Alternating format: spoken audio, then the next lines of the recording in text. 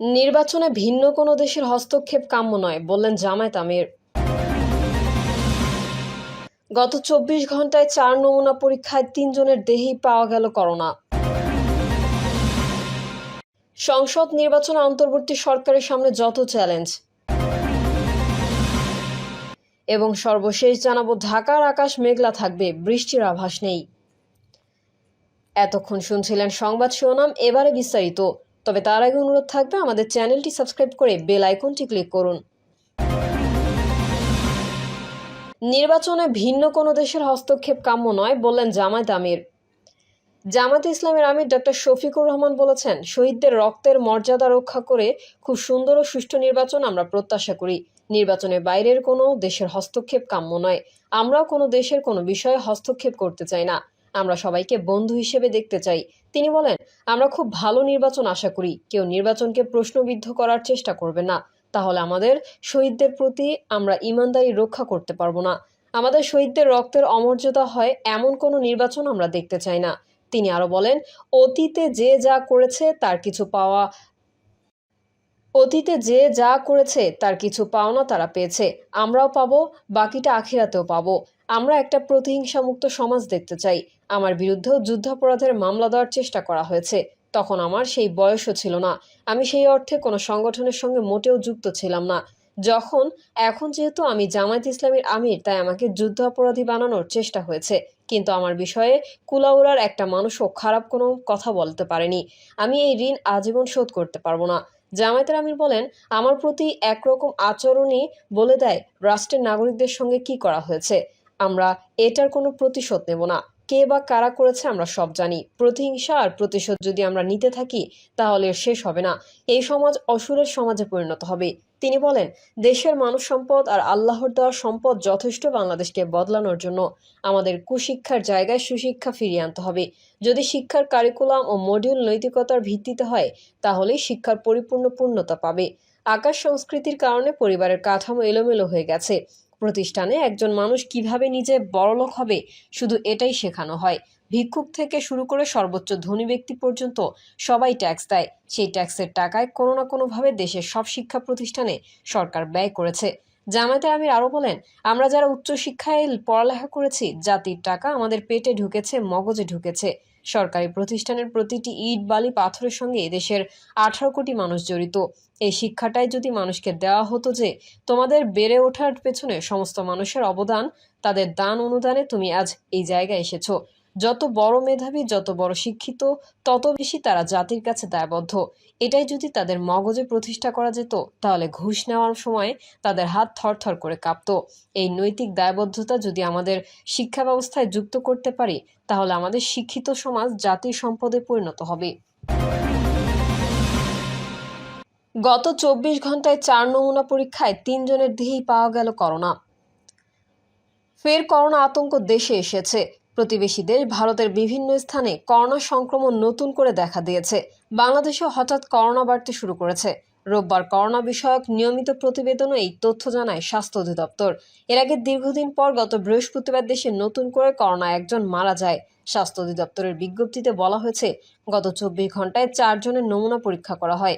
এর মধ্যে 3 জনের করোনা শনাক্ত হয়েছে। সবাই ঢাকার বাসিন্দা। এছাড়া করোনা শনাক্তের হার 75%। এই নিয়ে এখন পর্যন্ত 1,57,26,237টি নমুনা পরীক্ষা করা হয়েছে। অন্যদিকে গত একদিনে করোনা থেকে সুস্থ হয়েছে 6 জন। সব মিলিয়ে এখন পর্যন্ত 20,19,353 জন করোনা থেকে সুস্থ হয়েছে। এছাড়া প্রাণঘাতী ভাইরাসটি এখন পর্যন্ত দেশে 29,500 জনের মৃত্যু হয়েছে। এদিকে রেলপথ মন্ত্রণালয়ের এক বিজ্ঞপ্তিতে জানানো হয়, সম্প্রতি করোনা সংক্রমণ হারের ঊর্ধ্বগতি বিবেচনা করে জনসমাগমপূর্ণ এলাকায় সবাইকে মাস্ক পরার জন্য অনুরোধ জানিয়েছে স্বাস্থ্য ও পরিবার কল্যাণ মন্ত্রণালয়। বিশেষত বয়স্ক ও অসুস্থ ব্যক্তিদের স্বাস্থ্য ও পরিবারের কল্যাণ মন্ত্রণালয়ের পক্ষ থেকে এই ধরনের স্থান এড়িয়ে চলার পরামর্শ দেওয়া হয়েছে। এর পরিপ্রেক্ষিতে ঈদ পরবর্তী ট্রেন যাত্রায় সব যাত্রীকে স্বাস্থ্যবিধি মেনে চলার জন্য এবং মাস্ক পরার জন্য রেলপথ মন্ত্রণালয়ের পক্ষ থেকে সবাইকে অনুরোধ জানানো হলো। উল্লেখ্য, 2020 সালের 8ই মার্চ দেশে প্রথম 3 জনের দেহে করোনা শনাক্ত হয়। এর 10 দিন পরেও এই বছরের 18 মার্চ দেশে এই ভাইরাসের আক্রমণ হয়ে প্রথম একজনের মৃত্যু হয়। 2021 সালের 5 ও 10 আগস্ট 2 দিন করোনায় সর্বাধিক 264 জন করে মারা যান। সংসদ নির্বাচন অন্তর্বর্তী সরকারের সামনে যত চ্যালেঞ্জ। বাংলাদেশে অন্তর্বর্তী সরকারের প্রধান উপদেষ্টা ডক্টর মোহাম্মদ ইউনূস আগামী বছর এপ্রিলের প্রথমার্ধে জাতীয় নির্বাচনের সময়সীমা ঘোষণার পর বিএনপি ও সমমনা দলগুলো তাতে হতাশা প্রকাশ করেছে।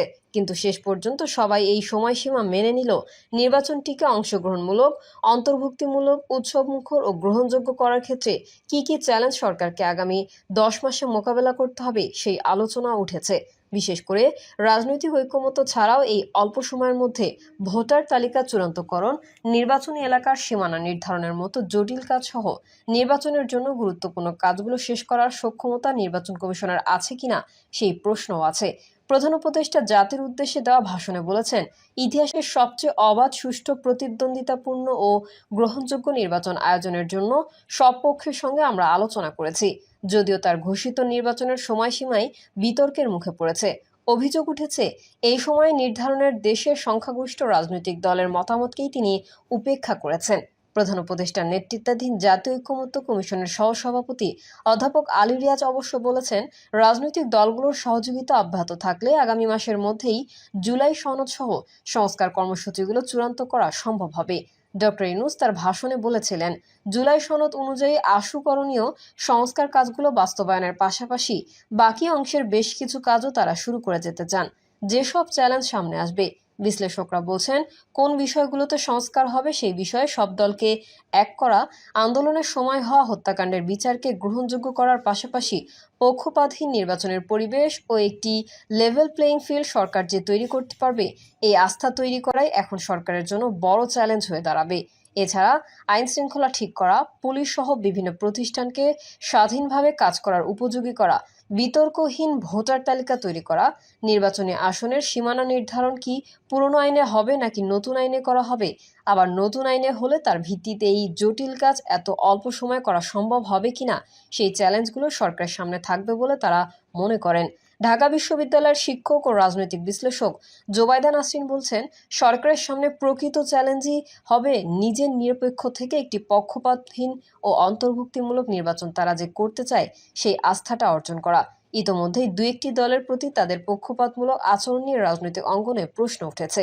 এর নিষ্পত্তি না হলে আইন শৃঙ্খলা ও নির্বাচন কেন্দ্রিক প্রতিষ্ঠানগুলো কতটা স্বাধীনভাবে কাজ করতে পারে সেটা নিশ্চিত করা আরেকটি বড় চ্যালেঞ্জ হবে। ইতোমধ্যে বিএনপির পক্ষ থেকে সরকারের নিরপেক্ষতা নিয়ে প্রশ্ন তোলা হয়েছে এবং দুজন উপদেষ্টার পদত্যাগের দাবিতে দলটি অনড় আছে। দলটির স্থায়ী কমিটির সদস্য সালাউদ্দিন আহমেদ বলেছেন, সরকার তাদের দলের সঙ্গে বিমাতাসুলভ আচরণ করছে। অন্যদিকে জামায়াত ইসলামীর আমির শফিকুর রহমান আগামী নির্বাচনে সম্ভাব্য ডাকাতির বিষয়ে হুঁশিয়ারি করেছেন। শনিবার মৌলভীবাজারে এক অনুষ্ঠানে তিনি বলেছেন, জাতি যেনতেন নির্বাচন চায় না। বিশ্লেষক ও ঢাকা বিশ্ববিদ্যালয়ের শিক্ষক মোহাম্মদ সাইফুল আলম চৌধুরী বলেছেন, সরকার এখনো আইন শৃঙ্খলা পরিস্থিতি ঠিক করতে পারেনি। একটি গ্রহণযোগ্য নির্বাচনের জন্য একটি লেভেল প্লেইং ফিল্ড নিশ্চিত করার সরকার কতটা করতে পারবে তা নিয়েও প্রশ্ন উঠেছে বলে মনে করেন তিনি। এনসিপি ও জামায়াত তো ভোট ডাকাতির আশঙ্কা প্রকাশ করেছে। তাদের অভিযোগ প্রশাসন চালাচ্ছে বিএনপি। আবার বিএনপি বলছে সরকার নিজেই নিরপেক্ষতা হারিয়েছে। তাহলে লেভেল প্লেইং ফিল্ড কিভাবে হবে সেটি সরকারকে ঠিক করতে হবে। প্রধান উপদেষ্টা তার ভাষণে বলেছেন, সংস্কার, বিচার ও নির্বাচন এই তিনটি ম্যান্ডেটের ভিত্তিতে তারা দায়িত্ব গ্রহণ করেছিলেন। সেই বিবেচনায় আগামী রোজার ঈদের মধ্যেই সংস্কার ও বিচারের বিষয়ে আমরা একটি গ্রহণযোগ্য জায়গায় পৌঁছাতে পারব বলেই বিশ্বাস করি। বিশেষ করে মানবতা বিরোধী অপরাধের বিচার, যা কিনা জুলাই গণঅভ্যুত্থানের শহীদদের প্রতি আমাদের সম্মিলিত দায়, সেই বিষয়ে আমরা দৃশ্যমান অগ্রগতি দেখতে পারব। কিন্তু প্রশ্ন উঠেছে, গত 11 মাসে সরকার সংস্কার ইস্যুতে কিছু করতে পেরেছে কিনা এবং একই সঙ্গে সংস্কার বাস্তবায়নের চেয়ে সময় ক্ষেপণের জন্য এসব নিয়ে আলোচনাটাই বেশি গুরুত্ব পাচ্ছে কিনা। আবার জুলাই সনদ ঘোষণা হলে, তারপর সংস্কার কর্মসূচি বাস্তবায়ন হলে পরের 8 মাসের নির্বাচন আয়োজনের মূল চ্যালেঞ্জ কতটা গুরুত্ব পাবে সেই আশঙ্কাও আছে অনেকের মধ্যে। যদিও আলী রিয়াজ বলছেন, রাজনৈতিক দলগুলো যেভাবে সহযোগিতা করছে সেটি অব্যাহত থাকলে জুলাই সনদ সহ সেটি অব্যাহত থাকলে জুলাই সনদ সহ সংস্কারের দিকগুলো বাস্তবায়নের জন্য চূড়ান্ত হয়ে যাবে। এরপরেও কিছু বিষয় থাকবে যেগুলোতে স্বাভাবিকভাবেই সবাই একমত নাও হতে পারে। সেই বিষয়গুলো আমরা জনগণকে অবহিত করব। বিশ্লেষকরা বলছেন, আগামী 10 মাসেই সরকারের সংস্কার কার্যক্রমে বড় অগ্রগতি অর্জন করতে হবে। আবার বিচারের ক্ষেত্রে দ্বিতীয় ট্রাইব্যুনাল করা হলো কথা উঠছে গ্রহণযোগ্য বিচার কিভাবে নিশ্চিত করা যাবে তা নিয়েও। সাইফুল আলম চৌধুরী বলছেন, একটা নির্বাচনের জন্য ভোটার তালিকা প্রণয়ন সহ অন্তত 10টা কাজ করতে হয় নির্বাচন কমিশনকে। কিন্তু বর্তমান নির্বাচন কমিশন ভোটার তালিকা হালনাগাদের কাজ কিছুটা করা ছাড়া আর কিছুই করতে পারেনি এখনো। যদিও নির্বাচন কমিশনার আব্দুর রহমান মাসুদ বলেছেন, প্রধান উপদেষ্টার ঘোষণার যে সময়সীমা দেওয়া হয়েছে তার মধ্যেই জাতীয় নির্বাচন আয়োজনে প্রস্তুত আছে কমিশন। আওয়ামী লীগ ও অন্তর্ভুক্তির নির্বাচন। সম্প্রতি ঢাকায় জাতিসংঘের আবাসিক প্রতিনিধি গোয়েন লুইস বলেছেন, তারা অন্তর্ভুক্তিমূলক বলতে দলের নয়, সব ভোটার অংশগ্রহণের কথা বুঝিয়ে থাকেন। অর্থাৎ সব পর্যায়ের ভোটাররা যেন নির্বিঘ্নে তাদের ভোটাধিকার প্রদানের সুযোগ পান। যদিও বাংলাদেশের গ্রহণযোগ্য নির্বাচনগুলোতে আওয়ামী লীগের ভোটের হার 30 থেকে 40%।